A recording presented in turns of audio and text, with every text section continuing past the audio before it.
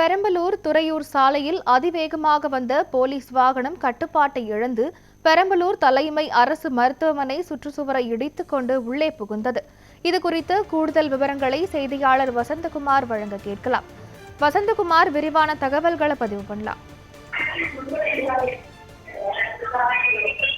பெரம்பலூர் துறையூர் சாலையில் அதிவேகமாகவே காலை 7:30 மணி அளவில் காவல்துறை வாகனம் ஏடிஎஸ்பி பாலமுருகன் அவர் ஓட்டி வந்த நிலையில் நிலை தடுமாறி அரசு மருத்துவமனையில் தடுப்பு சுவரில் இருந்து பெரும் விபத்து ஏற்பட்டது.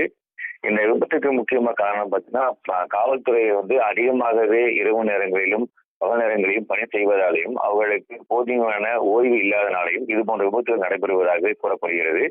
நேற்று மகா சிவராத்திரியான நாளில் காவல்துறையினர் பாலமுருகன் அவர் பல்வேறு ஆலயங்களிலும் பல்வேறு கிராமங்களிலும் ரோந்து பணியில் சுற்றிவிட வந்ததாக கூறப்படுகிறது. ஆனால் அவர் அதிகாலையில்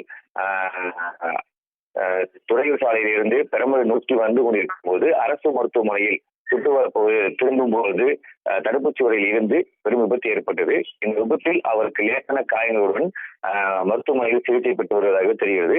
காவல்துறை வாகனங்கள் இதுபோன்ற விபத்துகள் ஏற்படுவதை தடுக்க வேண்டும் என்றால் அவர்களுக்கு பணியின் நேரத்தையும் பல்வேறு உதவிகளையும் வழங்க வேண்டும் என்பதே காவல்துறை அளவில் கூறப்படுகிறது. முக்கியமாக காவல்துறைகளுக்கு ஓய்வு எந்த அளவுக்கு கொடுக்க வேண்டும் என்பதை அதிகாரிகள் கவனத்தை எடுத்துக்கொண்டு பணியாளர்களுக்கு வழங்க வேண்டும் என்பதை கூறப்படுகிறது.